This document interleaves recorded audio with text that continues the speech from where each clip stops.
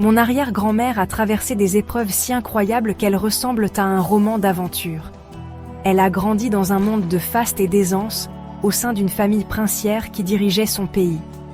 Mais la Première Guerre mondiale a tout détruit. Sa famille, symbole de l'aristocratie, a été décimée devant ses yeux par une bande de révolutionnaires déterminés à éradiquer tout vestige de la noblesse pour instaurer un nouveau mode de vie. Elle a survécu à cet enfer, mais son monde doré s'est effondré.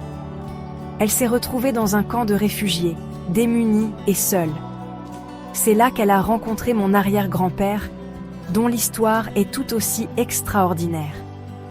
Déclaré mort par erreur, il était revenu pour découvrir que sa femme, croyant au pire, avait épousé son frère pour préserver les terres familiales. Malgré ce passé chaotique, il a refait sa vie aux côtés de mon arrière-grand-mère.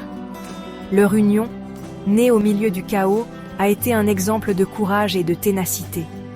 Ensemble, ils ont quitté leur passé princier pour vivre une existence humble, mais pleine de dignité. Installés dans une cité ouvrière, ils ont élevé 4 enfants, dont mon grand-père.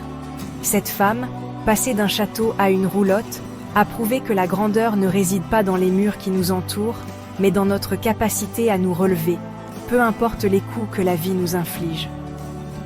L'histoire de mon arrière-grand-mère est une leçon de résilience et de transformation. Elle nous rappelle que les épreuves, aussi terribles soient-elles, ne définissent pas qui nous sommes, mais bien la manière dont nous choisissons d'y faire face. Elle a tout perdu, mais elle a reconstruit une vie empreinte d'amour, de courage et de détermination. C'est grâce à elle, à sa force et à sa foi en la vie, que je peux aujourd'hui raconter cette histoire. Parce qu'au fond, ce ne sont pas les privilèges que l'on possède qui font de nous des êtres humains, mais la manière dont on se bat pour avancer.